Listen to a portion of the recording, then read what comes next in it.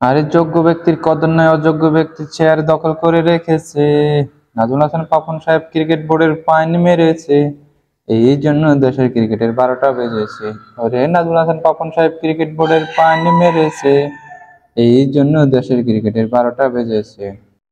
Senior প্লেয়ারদের যোগ্য সম্মান না দিয়ে দল থেকে বহিষ্কার করার ষড়যন্ত্র চলিতেছে। ওরে নাজমুল হাসান পাপন সাহেব ক্রিকেট বোর্ডের পাইন মেরেছে, এই জন্য দেশের ক্রিকেটে 12টা বেজেছে। ওরে নাজমুল হাসান পাপন সাহেব ক্রিকেট বোর্ডের পাইনি মেরেছে, এই জন্য দেশের ক্রিকেটের 12টা বেজেছে। একটা প্লেয়ার এক ফরম্যাটে ভালো খেলে, জাতীয় দল অন্য ফরম্যাটে খেলিয়ে ক্রিকেটের পাইনি মেরেছে।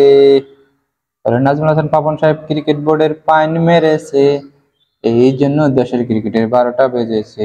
ওরে নাজমুল হাসান পাপন সাহেব ক্রিকেট বোর্ডের পাইনি মেরেছে, এই জন্য দেশের ক্রিকেটের 12টা বেজেছে।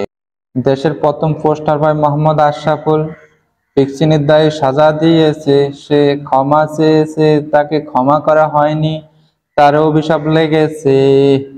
ওরে নাজমুল হাসান পাপন সাহেব ক্রিকেট বোর্ডের পাইনি মেরেছে, এই জন্য দেশের ক্রিকেটের 12টা বেজেছে।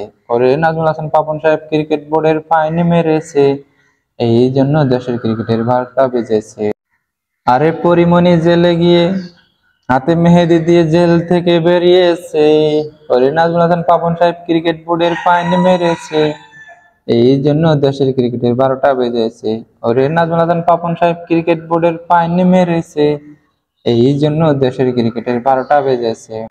ওরে তিশা পিচ্চি মেয়ে ডেট ওভার বুড়াকে বিয়ে করে মিডিয়াতে টোলের শিকার হয়েছে।